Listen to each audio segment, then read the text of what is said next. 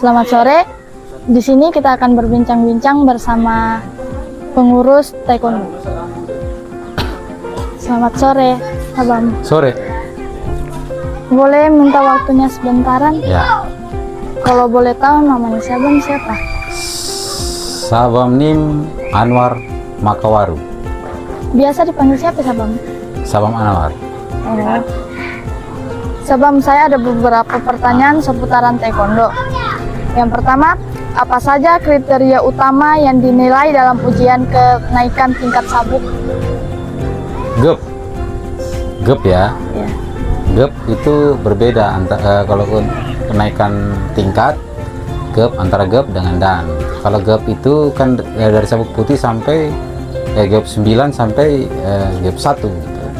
Itu GEP 9 itu yang paling GEP 9 itu yang paling utama itu sebenarnya adalah gebendonjak tuh dengan apa namanya basic movement ya, seperti basic 1 2 3 atau PUMC TG 1 2 3 sampai sesuai sabuknya gitu. Yang paling tinggi itu ya sebenarnya PUMC itu tadi, gerakan PUMC tadi itu penghafalannya kalau dari sabuk hijau ke atas TG 1 2 3 4 sampai TG 8 itu yang utama. Tapi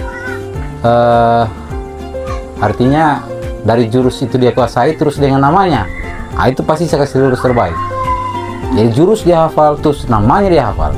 Makanya nanti ke depan untuk pelatih-pelatih di Dojang sini usahakan nanti kalau sudah sabuk berwarna dia bawa TG langsung dari namanya, oke, supaya nanti ke depan dia bekalnya dia nanti jadi. Saya rasa cuma. Yang kedua, bagaimana penguji menilai teknik dasar seperti tendangan, pukulan, dan kuda-kuda dalam ujian ini?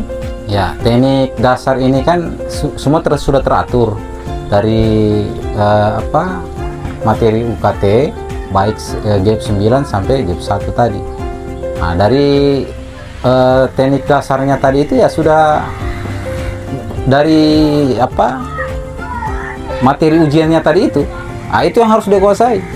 Apakah di situ area maki, bakat maki, atau dia kubi, sugi, kuda-kuda, pukulan dan tangkisan. Nah, harus penghafalannya di situ. Kalau dia hafal terus dia bentuknya baik, saya rasa di situ. Yang ketiga, apakah ada teknik atau pola tertentu yang harus dikuasai sepenuhnya sebelum naik ke tingkat sabuk berikutnya? Ya, saya kemarin tes UKT dari 10 orang, 9 yang tidak lulus. Kalau saya yang pegang gitu kan, kemarin cuma 1 yang lulus. Jadi 9 itu tidak lulus gitu. Karena saya berani. Kenapa? Karena itu tanggung jawab saya. Nanti ke depan mereka ini harus perlu belajar dulu baru bisa memegang sabuk hitam. Karena resikonya itu nanti ke depan nanti anak-anak basic di bawah nanti resikonya itu juga sama juga halnya dengan pelatihnya. Makanya dari sabuk merah tadi itu penentuan tidak ada ampun. Dia harus kalau dia harus hafal, dia harus jurusnya harus baik, dia harus bagus. Karena dulu itu saja dia biasa dengan Sabam Samuel Takarung. Dulu pas kita sabuk biru itu pasti ditakuti. Putih, kuning, hijau itu biasa. Tapi pas biru pasti ditakuti. Tapi sekarang merah belum tentu ditakuti. Nah, dulu itu karena sudah biru tadi filosofinya itu karena biru itu dia mengkal menuju ke masak. Berarti teknik-teknik itu harus masak. Ya, tendangannya itu sudah masak, tidak lagi begini basicnya tidak. Itu sabuk biru. Ingat, sabuk biru harus betul-betul masak. Dari situ awal dari keberhasilan pelatih untuk dia menunjukkan ke sabuk biru dan biru ke atas. Ya, memang dari sini memang harus ada basic-basicnya yang lebih bagus dari putih, kuning, hijau. Sebelum ke biru tadi itu dia sudah tajam. Saya rasa. Yang keempat, bagaimana pentingnya aspek mental seperti disiplin dan konsentrasi dalam penilaian kenaikan tingkat sabuk? Ya, itu aspek mental itu dilihat dari kalian itu rajin enggak latihan. Itu pertama.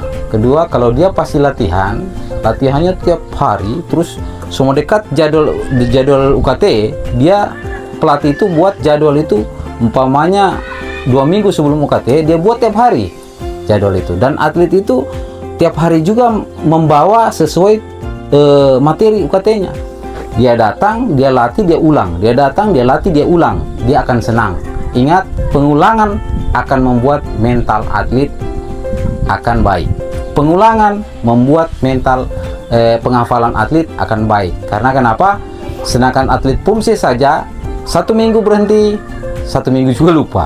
Nah, makanya itu aspek mental tadi timbul karena dia rajin latihan, terus dia pengulangan, dia ulang materi ujian, dan dia hafal. Terus pas dia datang ke ujian, dia akan tunjukkan kepada penguji bahwasanya saya harusnya yang terbaik. Karena pengulangan tadi itu. Karena dia tunjukkan deh sama penguji, begini tendangan saya mau tunjukkan, dan saya pasti yang terbaik. Itu aspek mentalnya. Karena pengulangan, tiap hari latihan, dan perbanyak jam latihan.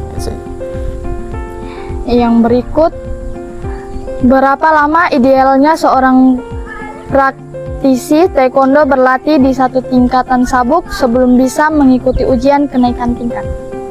Ya itu kalau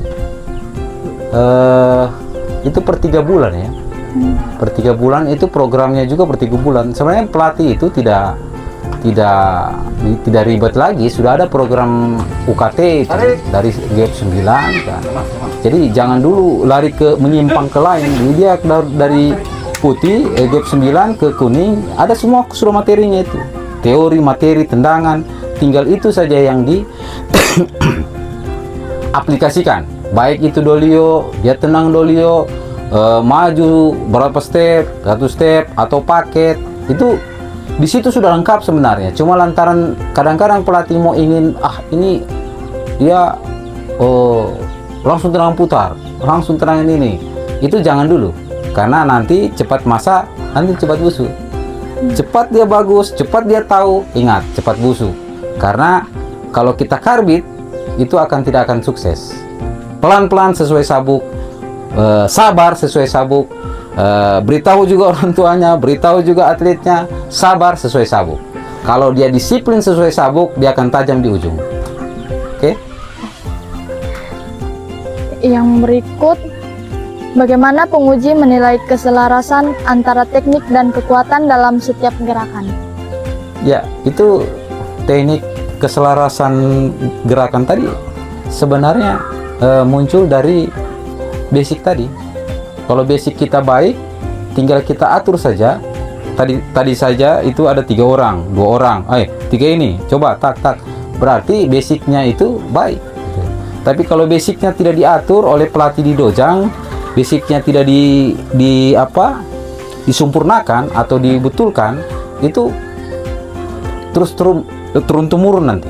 Makanya harus basic pertama itu baik dan pasti akan berhasil. Yang berikut, apakah ada penekanan khusus pada perform fisik atau kekuatan dan stamina selain teknik dalam ujian kenaikan sabuk? Ya, itu fisik sebenarnya penting sekali. Tidak ada cabang olahraga itu tanpa menggunakan fisik. Walaupun fisik bukan utama, tetapi adalah fisik. Tetapi fisiklah yang membuat orang itu jadi utama. Walaupun dia tidak utama, tapi cuma fisiklah membuat orang itu jadi utama. Kenapa? Semua aspek fisik itu akan penting. Karena kenapa? Semua mental jadi. Fisik yang baik pasti jadi mental. Ya, terus istirahatnya jadi. Fisik karena fisiknya bagus, istirahatnya cukup, fisiknya pasti bagus. Tapi kalau fisiknya tidak bagus ya lele. Nah, jadi aspek fisiknya itu penting, karena dari fisik yang baik dia akan baik pula untuk melakukan gerakan-gerakan itu. Yang terakhir, apa saran penguji bagi peserta yang merasa tidak yakin dengan performa mereka saat ujian? Apa itu? Saran penguji bagi peserta yang merasa tidak yakin dengan performa. Iya, saya rasa kalau ini sabuk putih kuning itu kan dia tidak yakin, itu ya itu tadi kembali ke poin berapa tadi saya bilang tadi itu. ke Yang poin ketiga. ketiga ya, Iya. itu. Saya rasa itu saja, Pak.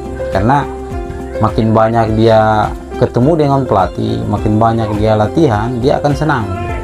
Dan dia akan pede. Kayak tadi ini kan, saya kenalkan Pomse sedikit saja, tapi ada yang tertarik. Walaupun tidak angkat tangan. Psikologinya begitu. Walaupun tidak angkat tangan, tetapi ada yang tertarik. Karena saya kenalkan Pomse itu baik gitu. Nah, karena kenapa sampai tidak diminati Pomse itu? Karena kurang diminati karena tidak dikenalkan. Padahal Pomse itu sangat berpeluang sekali di nasional. Gitu. Nah, cuman usahakan dari sini ada bibit-bibit Pomse untuk Palolo siapa berdikari sini. Ada bibit-bibit Pomse. Karena Pomse itu semua dari segi ilmu. Pomse itu semua dari di taekwondo itu ilmunya berada di Pomse. Ya, gerakan-gerakannya, tangkisannya, pukulannya ada di Pomse. Karena seorang Pomse itu pasti baik kirurginya. Belum tentu seorang kirurgi itu baik Pomsenya. Oke? Ya, terima kasih Sabam. Baik, itulah informasi mengenai teknik taekwondo dari Sabam Anwar. Sekian dan terima kasih. Sampai